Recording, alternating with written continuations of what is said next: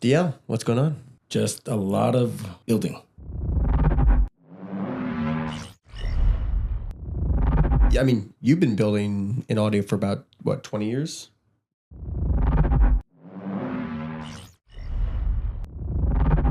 Yeah, verging on 20 years. Yeah. Let me see. Started in 2004, so 21 years. I imagine you've learned a few things along the way. I've collected a lot of experiences, stuff they don't teach you in textbooks, that's for sure. Yeah. So I think we can take today to maybe unpack a lot of, I guess, those experiences, those things they don't teach you in textbooks, or maybe things that they do teach you in textbooks that maybe don't matter so much. So yeah, we were just at a team offsite, and you gave a pretty interesting masterclass, let's call it, into audio. And so I thought maybe cool if we did that again. So I guess diving into it, what is sound? Like, how does that work for, I'm 5 years old, I'm 10 years old, whatever. You don't have to explain it like I'm a baby, but how does sound work? Sound is energy. Sound is at the core of it, just vibration. So vibration, moving air molecules from one point to your eardrum, your ears. So if I pushed air with my hand like that, your eardrum should be able to pick up that whoosh, that disturbance in the air. So when you talk about human hearing, let's say 20 hertz, hertz is cycles per second. So if I'm moving my hand like this, 1, 2, this is cycles per second. And 20 is 20 of these. Human hearing is from 20 to 20,000 hertz. And that is what in textbooks they say humans can perceive. Okay. But oftentimes, some humans can hear higher and some humans can hear lower. Why is that? Every individual is different. We have capabilities and talents. Genetics. Genetics, all kinds of stuff. So if you equate it, some people can get hired for a job making wine and perfume because they can smell things very, very keenly. Some people can hear very keenly as well. So, okay, so you've explained this frequencies, faster motion is higher frequencies? Yes. So the first thing that people really understand and recognize is bass. Like, Yeah.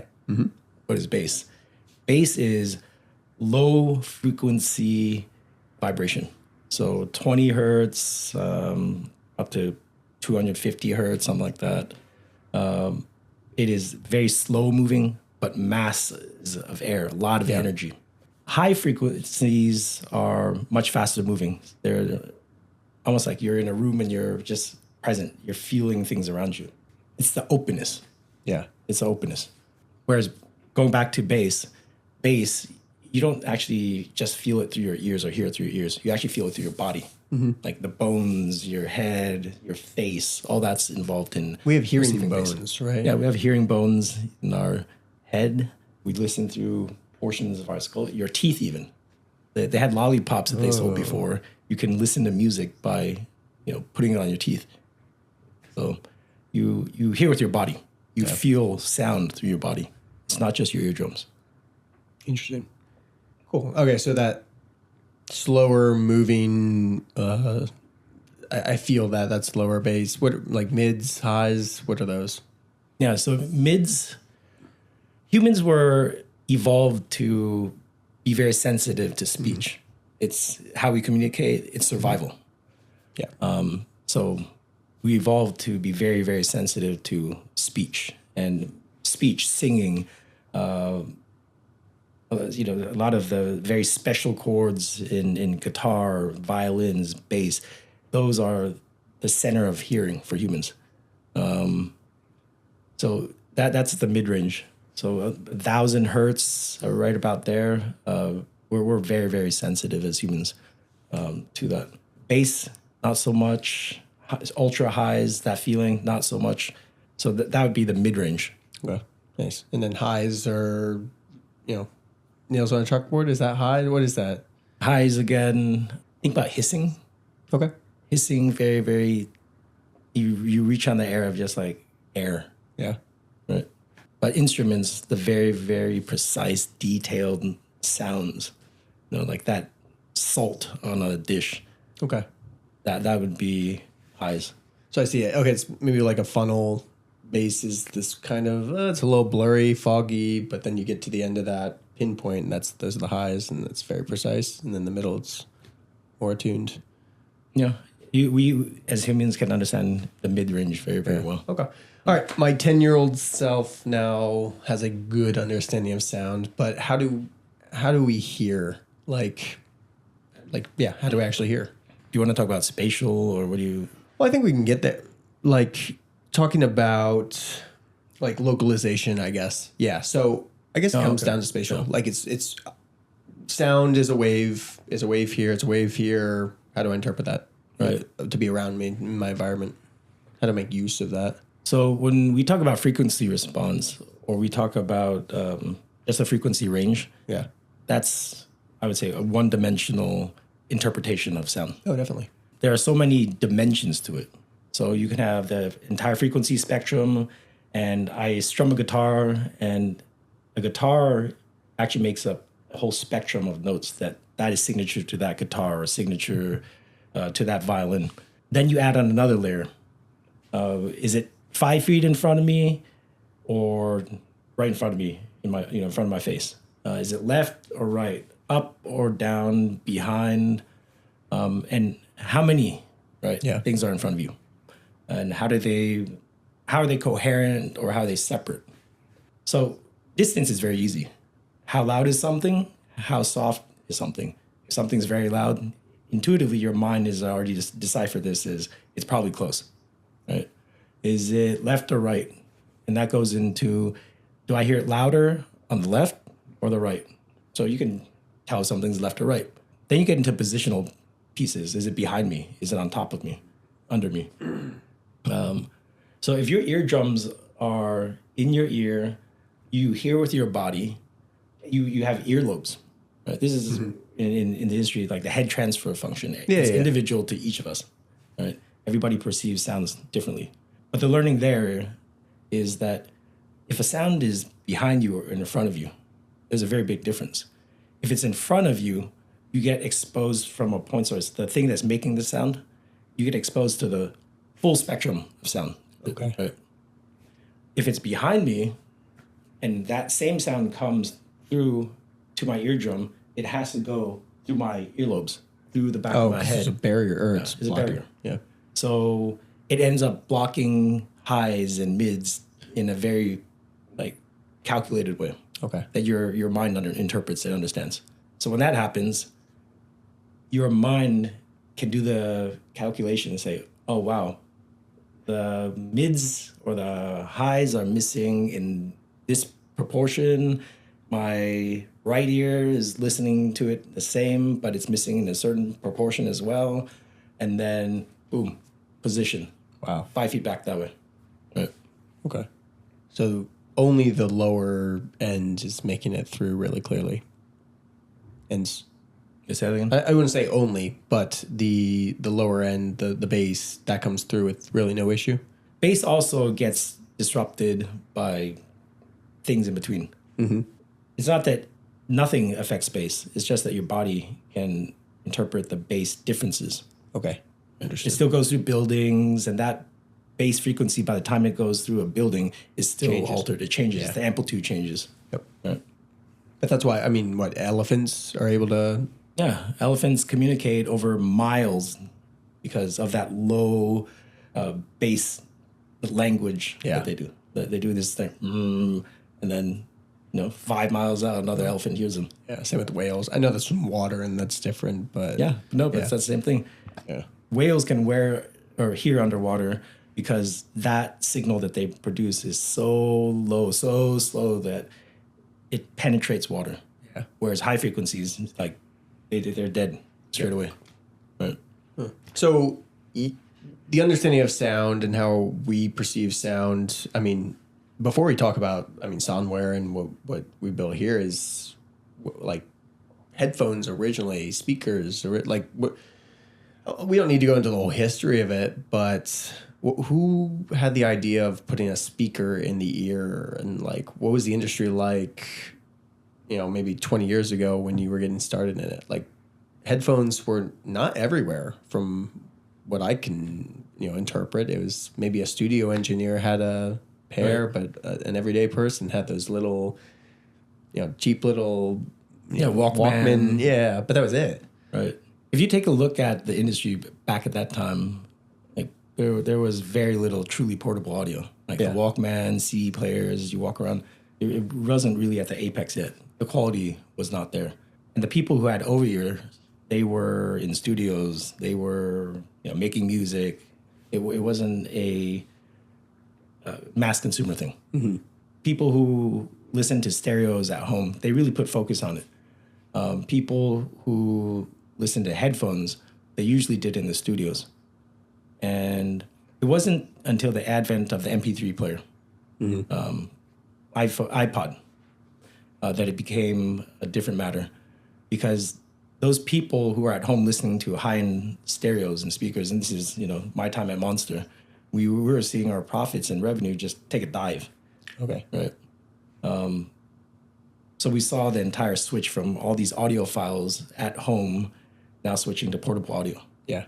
And like Noli, there wasn't a solution out there. There wasn't a speaker in a headphone that could replicate the quality of a very, very nice audiophile stereo speaker setup at home. Huh. Yeah, it makes sense. Right. So people were glad to hear music, just sound, beats, vocals, but it wasn't to the same essence that you would have with a really high-end setup at home. So not many people did it. At the time, Edemotic, Jerry Harvey, he's the one who sold to Ultimate Ears to Logitech, like those were very, very niche brands at the time. And shortly after that, like with us and Beats, we started to produce in-ear headphones, on-ear headphones, over-ear headphones to a next class, trying to be closer to audiophile quality. Okay. And so, I mean, I don't remember hearing about Beats until like the wireless. Well, I remember the Beats Solo wired, which I think was the first Beats. And then the wireless Beats, that was a big deal, right? Bluetooth wasn't really... Yeah, Bluetooth wasn't a thing. But Bluetooth was made for speech. It was made for a communication protocol on the phone. Mm-hmm. So you don't have to be stuck with a wire. That was the purpose of Bluetooth. But people found you could, play music through it. Mm-hmm. So at the time, it was funny. Hardcore audiophiles, there's like fuck Bluetooth. Like, there's no way. MP3, the files stink, the quality stinks. There's no way wireless can ever hold a candle to a wired headphone with full-on high-res content and all that. Like, never. And I remember going through the process of building these headphones from ground up, tinkering with all the different parts. Oh, the wire. I mean, Monster cable. We were messing with the cables. Yeah, a bunch of them. We had such focus on cables, like the winding, the shielding, the noise rejection. How many? We had to use 5/9 copper. That's 99.99999% pure copper, because the transmission of the electrical signal. Right. So that's what we're comparing to. And when we started going through and playing with Bluetooth, dabbling, I remember looking at these $600 pair of Sennheiser headphones. They were probably the first true wireless headphones in the world. Okay. And the way they worked, there were two separate pieces that hung on your ears, and they had kind of like buds on them. Okay. So they don't go in your ear. They're kind of like the original Apple buds. Oh, okay. Right? Yep. They had a dongle. You plug it into your phone, and then you pair them, and then you're free. So you can untether yourself. So it was intriguing to me. I bought it. I tried it. They sucked. They sucked so bad. Like, oh man. And I wondered, it's like, why did they suck that bad? Like, they sounded so terrible. So I thought about it. Like, we were making our own headphones at the time, or the turbines, a bunch of other things, and people were hailing them as like audiophile grade, really, really good headphones for the technology at the time. And I looked at those things. I said, is it the speaker and the driver, the mechanical parts that don't work well? Or is it the wireless transmission, the Bluetooth that's holding it back? I disassembled them, put my own speakers on them, put them back on, and immediately they were 80% better. Mm-hmm. So that was the eureka moment, that it wasn't the Bluetooth, the wireless connection that was holding the sound quality back. Yeah. The majority of the holdback was the speaker. The driver. The speaker, whatever they put on it, right? So that following year, we already released the wired solo, the mid on-ear headphone under Beats. That very moment, maybe 6 months after that, I put together the solo wireless. Right? Nobody mass-produced a Bluetooth headphone in the world. There are some people that did it, but never made it mass market. Sure. I took that technology, the Bluetooth, paired it with the solo, buried it inside, did all the tuning, and then gave it to people, tested them. And I said, "Close your eyes. I'm going to put something on you. Tell me about it. Tell me about the sound quality." Mm-hmm. And I was playing MP3s on top of that. Dang. I would put it on them, and then I'd take it off. I said, "How'd it sound?" I'm like, "Oh yeah, it's pretty good." And the bass response and blah blah blah blah. They really liked it. And then I pulled them out and said, "No wires." Dang. I mean, I could imagine like, what? Yeah. But we were told that you couldn't do that. Yep. Oh, So nice. even no sat there and he's like, "Let's put this out to market." Yeah. Oh, I bet. Right. So drivers are obviously really important. You've got GT in. I think I've got somewhere GT in also, and Right. we're synced up to the whole system, which is pretty fun. But the drivers in these, driver technology has come a long way, I imagine. And actually, before we get there, I have a pair of these. These are studios. Right. But These are the something special about these. pros. Right. Pros, yeah, pros. Yeah. So they have something on the side. It's like some code. I can't actually read it out loud, but what's going on inside these? Those headphones were the first endeavor to make a professional grade, studio quality, DJ quality headphone in the lineup. So it's full on magnesium alloy, really, really like heavy duty construction. Yeah. But that's not the beauty of that particular piece. So when we wanted to make this headphone at first, we wanted to make that audiophile grade headphone reference. And we went through and checked every single like dynamic speaker driver, ribbon, planar, like every single speaker driver technology out there that was possible. And then saw which one did the job. One of them really intrigued me, which is in there. So it is a biodynamic driver. And to be clear, this is not one that ever went to market, right? No, it wasn't. And that's the other part of the story. Okay. So that driver was the only driver that passed like my test. Okay. Like it was reference grade, super fast, extremely accurate, right? It had a bass that had great bass imaging. Okay. So you could pick and place things around the room, that guitar strum, that cello pull, right? Everything sounded natural, coherent, fast, detailed, right? And I didn't see that at the time with all these PET drivers, using Japanese PET, different grades that were coated with all types of things like beryllium or titanium or aluminum or multi-cap diaphragms. None of them did it, but that one for me was really good. And the story behind the driver was that, so for a speaker diaphragm, right? The purpose of a speaker is to produce a note exactly equivalent to the signal you put into it. So I put a signal into it and it responds, and I stop putting that signal to it and it stops, right? Most speakers, you put a signal, it takes a while for it to move. Okay. And then when it moves, it doesn't move exactly as a signal was, which is maybe this. Maybe it moves like this. And when it moves in a different shape, you've already distorted the original signal, right? So a perfect diaphragm, a perfect speaker will activate as soon as you apply signal and stop as soon as you stop. Mm-hmm. And the diaphragm will be perfectly linear. So the entire way. It can go super fast, it'll stay that way. It goes super slow, it won't distort, right? Unfortunately, every single driver on the market, you introduce violin, drums, this, that speaker is trying to make all those sounds at the same time. So you get this weird thing, it's like, right? And that's all that coloration, that weird stuff that you hear in music and sound that just dirties the entire spectrum, ruins all the actual original signal, right? So the story on this one is that it has that biodynamic driver. And this driver is really funny.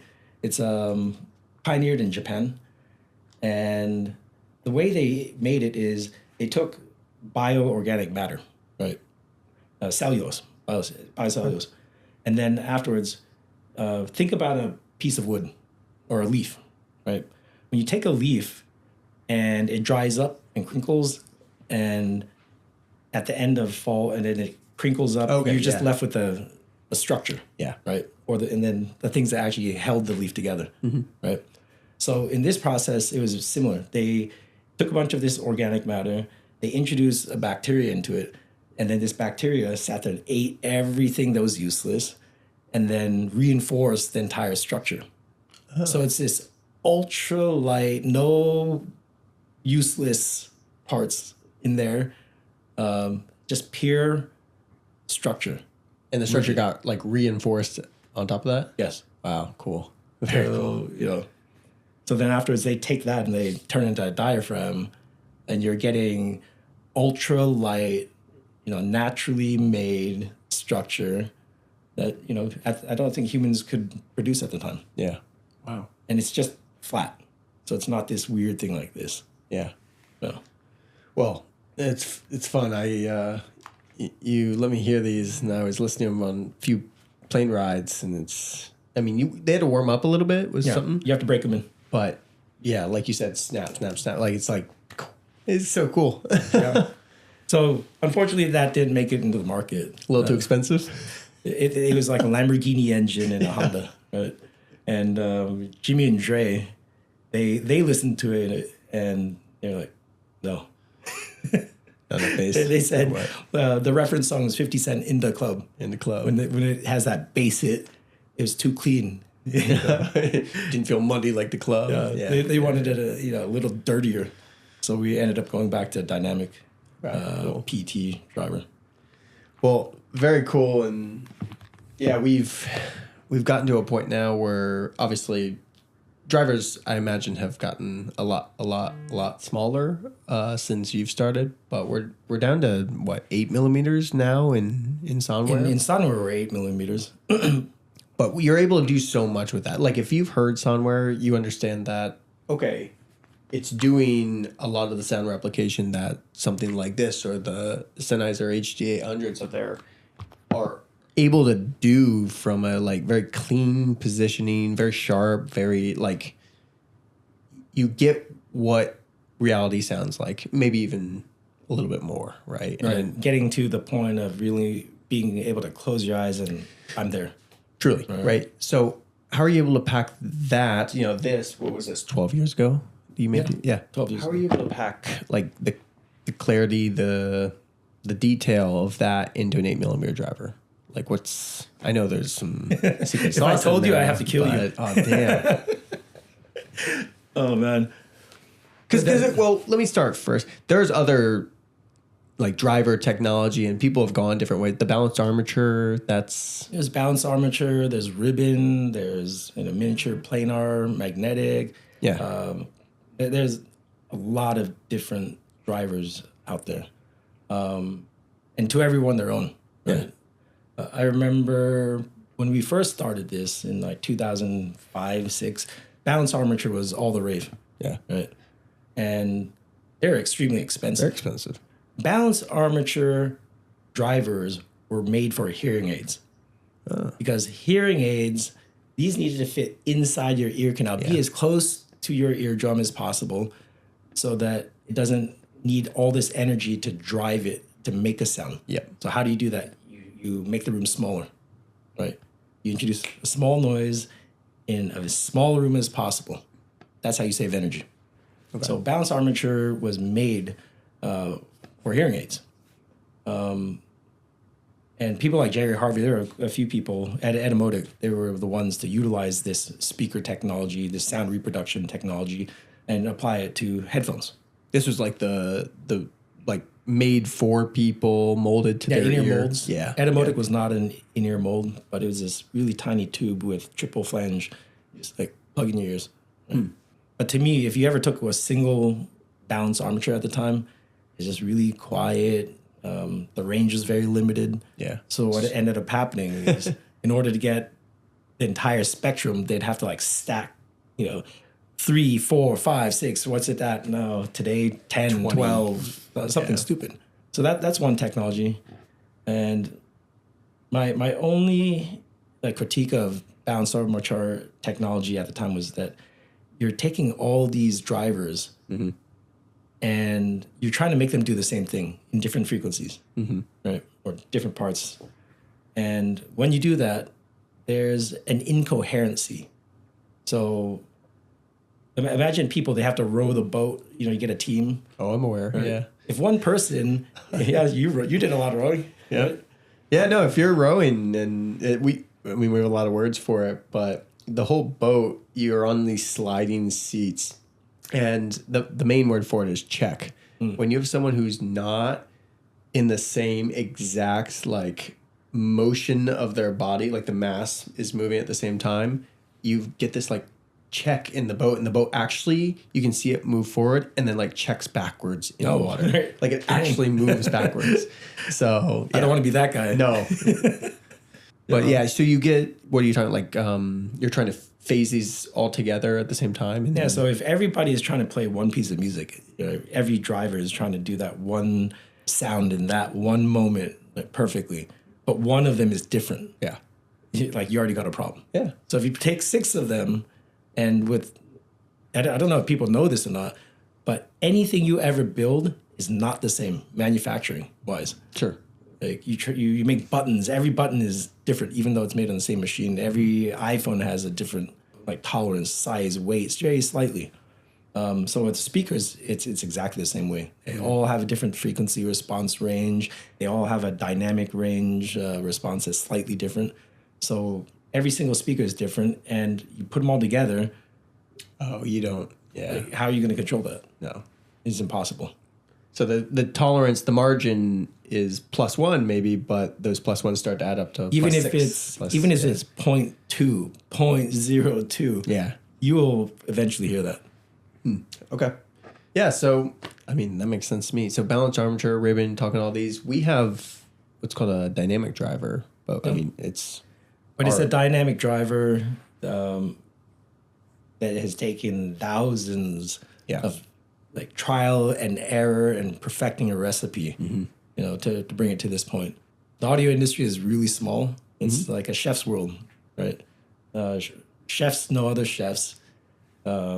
Audio makers know other audio makers. So it's like this experimentation that gets shared around. Back in the day when we first started, Monster Audio and Beats was probably the heyday of this chef's world, audio world for headphones. Okay.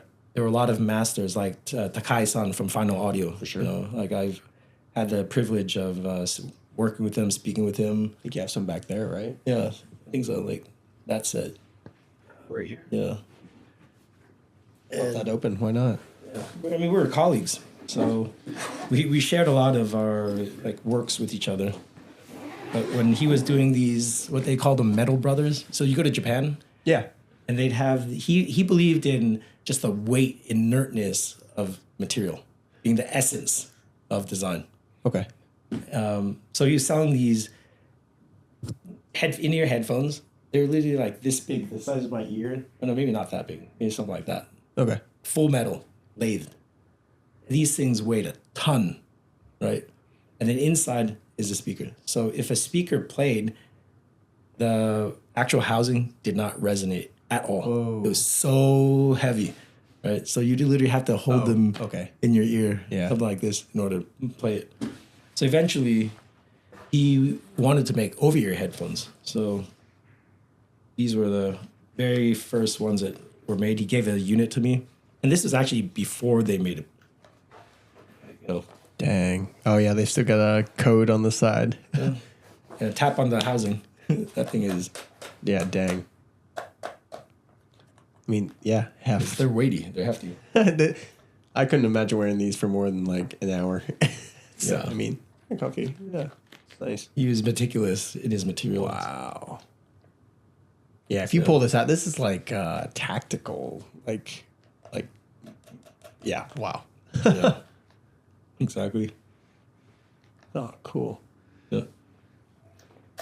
So, Yeah, so there, and you know, like his story, he used to tell me when he used to work on the headphones, the speaker, and I think he was using like Altec Lansing drivers for some of his work and his speakers and whatnot.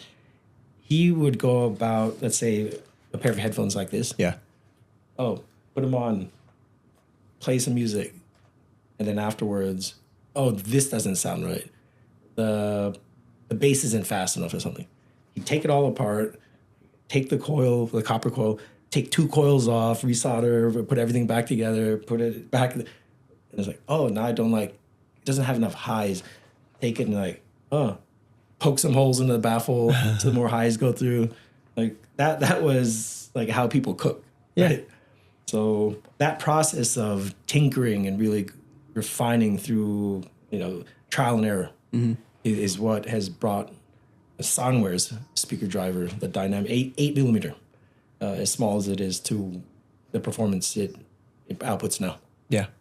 It's taste, right? It's not looking at a frequency response chart and saying, oh, that's Don't good. talk to me about frequency response charts. It's his least favorite thing. Yeah. Well, there's another least favorite thing. Okay, so you mentioned Bluetooth being, everyone thought, okay, this is what's wrong. This is why it doesn't sound good. You make it sound good. It goes to market. People say it sounds good. Now we have Bluetooth headphones, true wireless headphones everywhere. But there's the other side of wireless communication that it is becoming one of my least favorite things to hear is codecs. When people talk about codecs. Oh, right. But that, okay. Aye. So, because this is what I've heard. If you don't have LDAC, or if you don't have, aptX, it's bad, right? But we've heard people like legit, Dolby Atmos, reference studio engineers, producers for all of, with somewhere, Bluetooth communication. Oh my gosh, I'm hearing more in my music than I've ever heard. But then they find out it's SBC, AAC, codec. Why that reaction? 1, and 2, what does it really mean? What are codecs? Why does it really maybe not matter? And why does it not matter to most people on Earth? I go back the entire Bluetooth and discovering Bluetooth and audio quality. Well, people don't complain about Bluetooth today. No, it's everywhere. So most of the performance, again, is back in what I'd like to say, that formula, that special recipe for the mechanical portion, the speakers, how you put everything together. And the source file and the transmission of that, I think, plays a far less critical role. So when you move from wired to wireless Bluetooth, people probably couldn't tell if you have a very, very good speaker. And then if that were the case, then people get very granular. Oh, okay, wireless, and then splitting wireless into codecs and what codecs are using, and that being the most critical thing. The thing about codecs is this: it is basically trying to stuff as much information into a packet to transmit without any data loss, without any error, right? And SBC, AAC, aptX, LDAC, they're all codecs. Yeah. And if you read the numbers, they actually say we send more information therefore you should hear it, and therefore it should be better. Yeah, bit rate, right? Bit rate and whatever. And they have their own way of kind of like when you zip a file, compressing it and uncompressing it, right? But the codec and that transmission rate does not really tell you how good it is, like, as if you compared it a bit for bit. I plugged in something and you're hearing this bit and it comes out that bit on the other side. It's not that. Like otherwise, you can just compare all codecs across the board and say which one sends the most information. Yeah. Okay. Which They're one just sounds better? way too different. You're comparing apples and oranges in every instance. Okay. Right? So it really doesn't matter. But the common fallacy is that more information equals better quality, right? Yeah. Yeah, that's logical. But when Bluetooth all by itself years ago already sounded great, Yeah. and you're focusing on that when just shitty speakers is 95% of the problem. That is such a small thing to focus on. Like, what for? So make the speakers better and the codec matters less. Yeah. If your mechanical system, if your speakers hold their own all by themselves, Yeah. like you can go wireless. You can plug it in. They both sound good. Yeah. I mean, there's also the compatibility aspect, right? SBC is it's standard Bluetooth codec, if I'm not mistaken. It is like the that. most basic foundational codec on the market. Everything from your phone, Apple, Android, Samsung, like your TV, everything has SBC as a foundational codec. Okay, so you have that, and AAC is pretty similar. AAC is pretty it's but pretty then universal as you well. get to like aptX. Can my phone work with aptX? If you have an iPhone, no. Oh, wait. So okay, And it's the same thing with what is it with LDAC? yeah, Like that's a Sony phone. Yeah, Right. So how many people have Sony? a Sony phone. Sony phones, maybe a Sony computer, like No.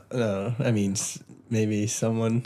yeah. So these what do you call them? Codec chasers, Yeah. That all they go is harp on codecs to be the winning aspect of a feature set. They don't know what they're looking at. Yeah. Okay. Well, see, I mean, speaker drivers, Bluetooth, codecs. There's obviously we've unearthed a little bit of misconception, but then there's also audio files themselves, like not an audio file, a file of audio, the file itself, a .WAV, MP3, CD quality. Like, what's going on there? Again, it's how much information Yeah. exists foundationally. MP3 is very low. Yeah. Right. Then you get into like really high end, like FLAC, as much digital information that you can make out of the original analog master. It's all there. Yeah, That's supposedly gigabytes, as right? much as close as you can get. Yeah. Right. Beyond CD. Okay. Right. So they sometimes take a gig of space a song. So is that what titles get into me? What are they getting me? They're not that high. They're like CD quality, I believe. Could be. I don't know about that one. Yeah, we'll catch it. So MP3, CD, WAV, FLAC, so you're getting into lossless. Do you think most people, and we've heard this on YouTube recently, is like the big discussion, people can't really perceive lossless versus not. Would you say that's fair, or do you think that's unfair? I would 100% agree with that. Okay.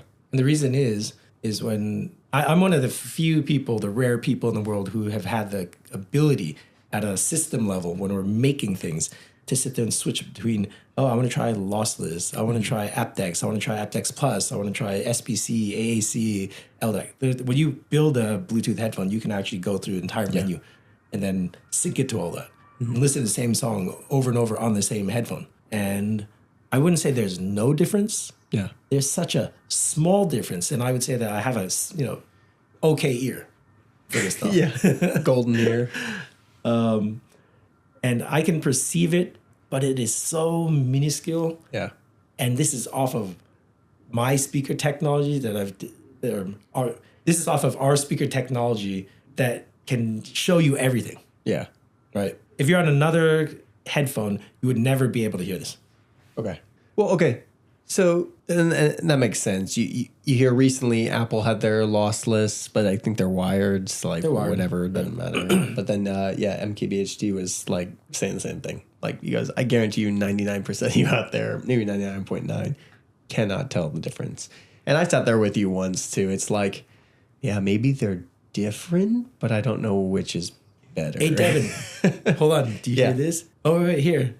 How about now? Okay, going back. Yeah, right. It's like, I didn't change it. yeah. Oh, yeah, but and then I'm like, tail between my legs. All right, cool. So, I mean, there's a few more things that you had mentioned in this audio masterclass you did for our team, which I think one of the more important ones that often gets overlooked, I would just say on a spec basis by people, audiophiles looking for things, is ergonomic fit. So I've had earbuds that hurt my ears after 10 minutes of using. I've had headphones that hurt my ears and my head and top of my head. I'm sure we've all experienced that. Glasses. I used to wear glasses. And then not only that, but I've had earbuds that, yeah, they fit nice, but there's like sound leakage. They don't create good bass. I mean, what's this all about? Ergonomics is probably one of the most important things with headphones. Like you're sitting there wearing it day in, day out. You wake up, listen to your podcasts, you travel, commute, you're listening to stuff, you're taking meetings with them, you're running with them. So what does that mean? Well, they better be comfortable. Mm-hmm.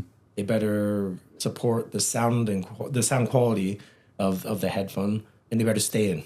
Yeah. Right. A lot of companies, even today, I think struggle with that, on purpose or not. But on top of that, people don't understand that fit is so important to sound. So imagine if you had, I don't know, just a speaker, tiny speaker, and you're in an auditorium. You play this speaker, it just sounds terrible. Like it's just too small. Echoes, loud. It's too small for the room. And it's the same for what you hear in your ear, in your eardrum. You can consider your ear as a small room, mm-hmm. and the speaker is that little speaker box in that room, right? If that speaker box is in a room that's too big, it's going to sound bad. If that speaker box is in a small room, it's going to fill the room and sound full. Yeah. So with fit, you're basically determining the size of that room. Oh, okay. Right. So if it doesn't fit right, there's no small room. You have an auditorium. Yeah. If it fits well, you have that perfect room.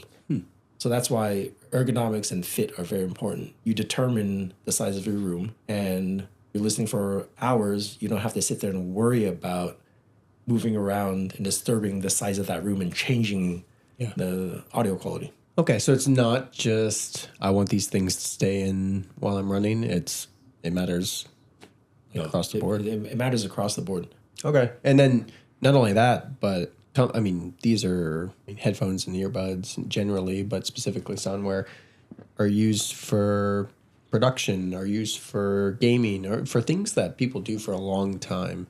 And so, I mean, comfort's a big part of that too. This sport hook kind of pushes like up against the ear conch, so it balances kind of the weight.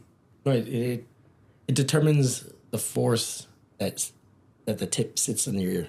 Yeah, because ear's sensitive. Yeah, especially the inner ear. Yeah. The inner ear is very sensitive. It's kind of like this.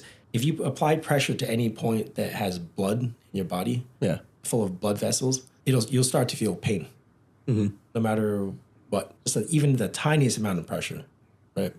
So the most comfortable situation is when you either distribute it across very large surface, so there's very little, very, very, very little pressure, or the other part is you distribute that weight or put that weight on a point that has no blood vessels or very little blood vessels. So there are parts of the ear that are ideal for that, taking that load, taking that pressure, versus conventional headphones. You're shoving things deep into the ear canal and it starts hurting after a while. Yep. I mean, I find too that when I wear these, like you just said, that balance of weight, you kind of almost sometimes forget they're in your ear. And I feel like that helped. I mean, they're inherently spatial too, but your brain kind of just forgets that they're there, and sound starts to sound more real because it's it's like you're hearing outside. Exactly, your brain just they just melt away. Yeah, it's really, really cool. Okay, nice. And then I mean, added benefit, they stay in when you're running, and I mean, power beats. Talk about those. Oh boy, yeah. So I remember making the very first pair of studio headphones. Yeah. Like the first ones that came off the line. And I was based out of San Francisco at the time. So almost every week I was between San Francisco or Shenzhen, China, like back and forth. So we had that slog to get the first units out, get them to Best Buy and all the retailers. They finally went out. The first pair, I took it home. As soon as I got home, like I didn't even put them on the airplane. I just like took it through in a corner, right? Because they were so big. So if you're on the flight, I was not sleeping with them. No. Yeah. You know, yeah, they give you a crink in the neck. They made my ears sweaty. They hurt with the pressure over time. Like they were just not for me. And then I was trying to stay healthy. So that type of lifestyle, you're eating on the go. So anytime I could get, I would sit there and try to wake up for a run, wake up to exercise, and wear big headphones. What do you do? Sweat them. They start stinking and stuff in a while. So no. So the one thing that I was using were in-ear headphones. They're portable. I could take them, take meetings on the go, be in a cab, be in the airport, be wherever, and just always carry them with me. So in-ear headphones were my go-to. But the problem with in-ear headphones, going back to that room analogy, was that whenever you put the headphones in, like we with Beats Tour, we had a flat cable. That cable would jostle, and the headphones would be in, and when they were in, any slight movement that broke that seal would cause the bass to go flat. It was super tinny at some points. If it got really bad, the bass response was null. It wasn't great. Like if you're working out, you want something to like drive you through your workout. Like high energy, a high beat. You want to feel that. A song like that literally has saved me. I'm in a marathon. Oh, I'm gonna give up, and then like you're a marathon running, and then it like Destiny's Child Survivor comes on. That like I'm like, let's go. But yeah, it matters. Yeah, right. Yeah. It was a pet peeve of mine where whenever I went, you'd have to like we try to solve it by clipping it to your shirt and removing the weight of the cable. I think was that Beats? That had the clips? A lot of headphones. Okay, like I remember the clips. I was like, I always remember that being annoying. That didn't solve the problem. No. At the time, everything was like a dynamic signal driver, and we actually came across a technology and then helped perfect the technology, which was a tiny 13 millimeter coaxial driver. And coaxial means there was a driver. Let's say it's 13 millimeters in diameter.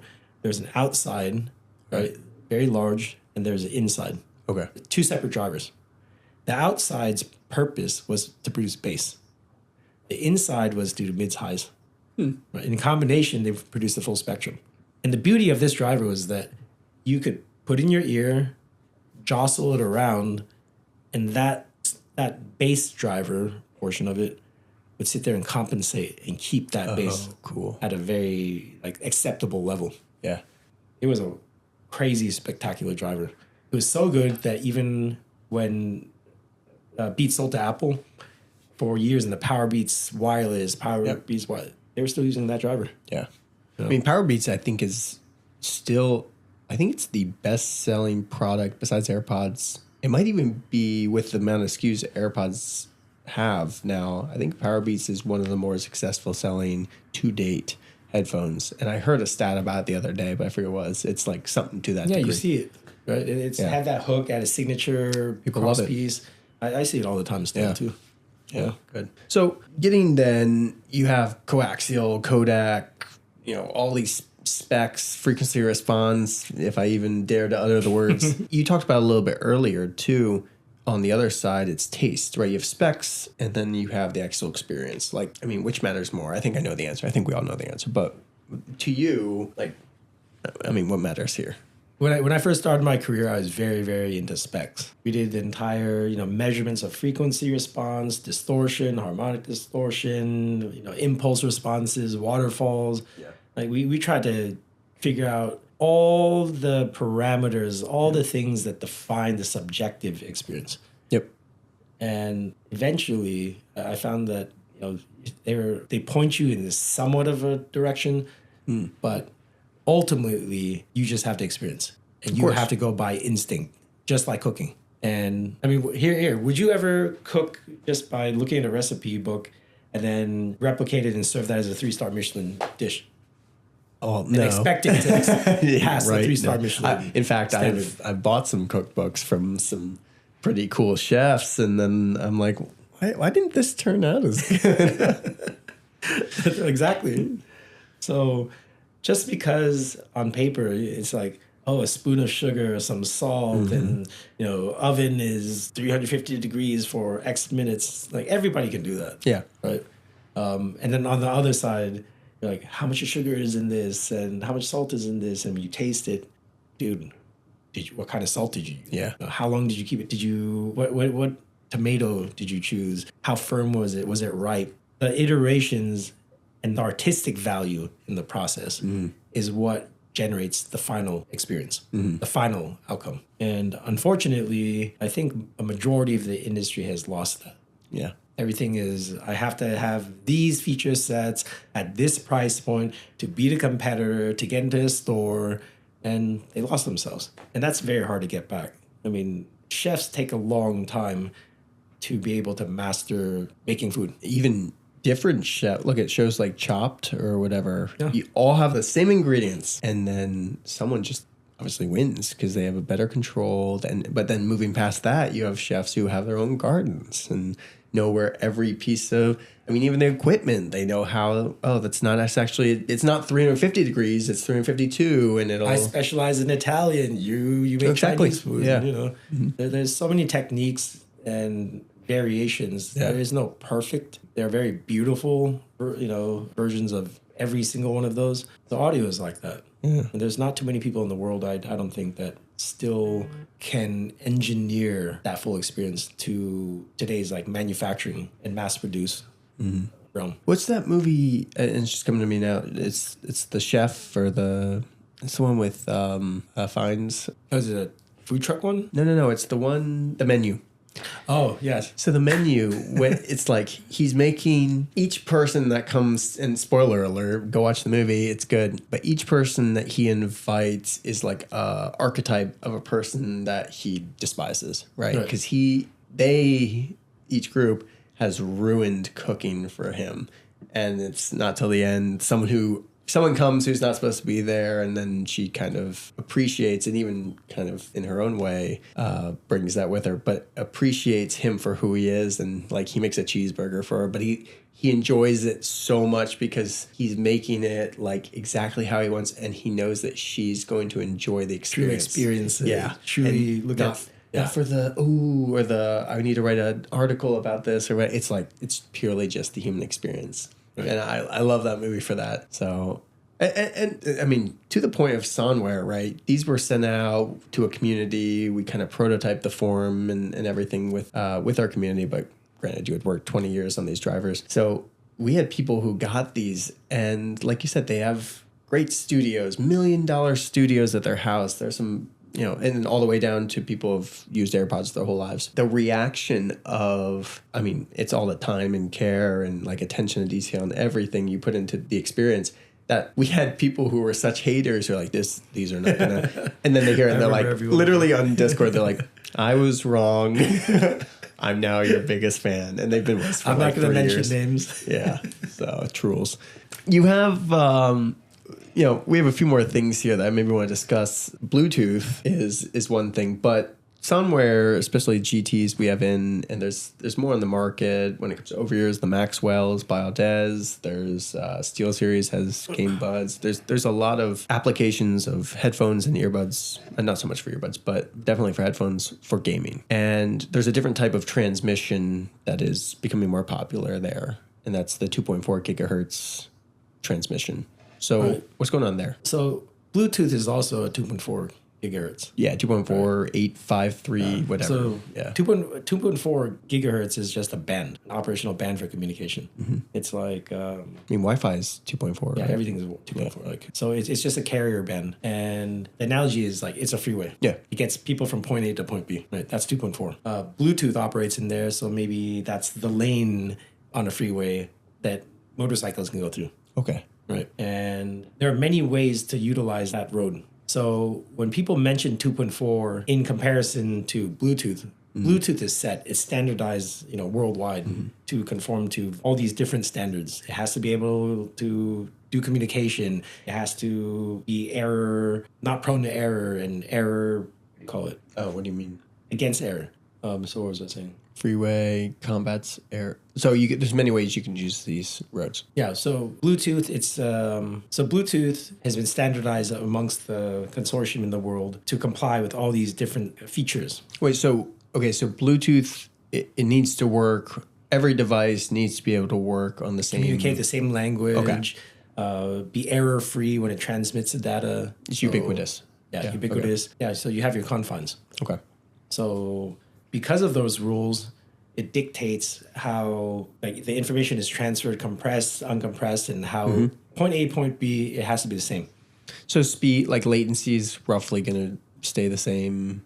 So because of that structure, because of those regulations around how you can operate with it will dictate basically how fast you can transmit.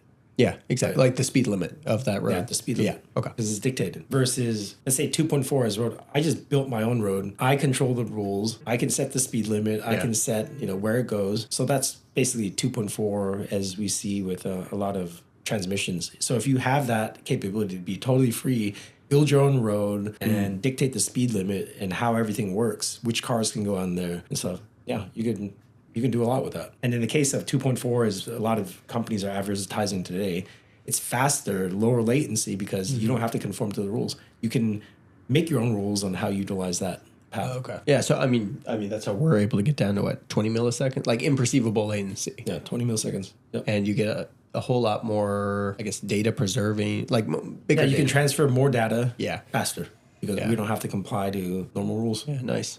It's cool. So, but our 2.4 wouldn't work with Audez's 2.4. No, because I built my own road. Yeah. They have their own road. Yeah.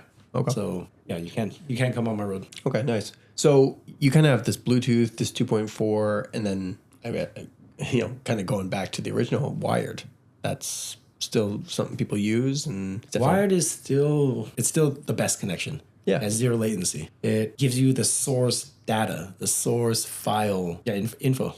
Yeah. To reproduce, all the music and no latency, zero latency. Yeah, which is important. Right. Nice. So the takeaways here are there are a lot of things that maybe we've been taught by the industry that they matter, right? They matter to the sound, they matter to the experience, but maybe they don't, and maybe we should be more critical thinkers and just take the time to actually experience things for ourselves. Right. I mean, if somebody told you how your food's going to taste, would you trust them? No, right? I mean, okay, it's salty, it's this and that, but beyond that, no. You won't find out until you actually try it yourself. Take the bite. Yeah. And how you perceive the world is different from how I perceive the world. What tastes good to me does not taste good to you. Yeah. Right. Yeah, figure it out for yourself. Try it yourself. That's something we're going to learn. Try it for yourself. There you go. Well, thanks, DL, for coming on. I think we're going to do a few more of these. Yeah. Lives upstairs.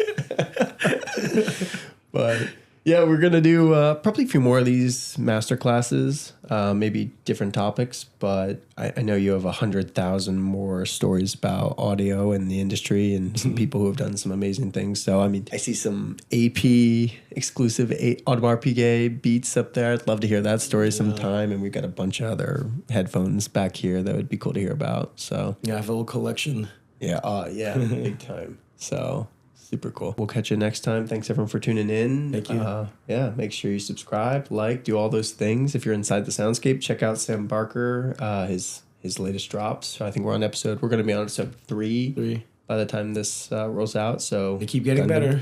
Yeah, unbelievable stuff. So we'll do probably a whole series on Sam and maybe even have him on too and talk about his process because fully mixed and everything with Soundware GT is the monitors. So no Dolby system setup. I saw someone commented, Hollywood, you need $1 million studio to make Dolby Atmos. And then some random guy, now I'm just going to do this with my headphones.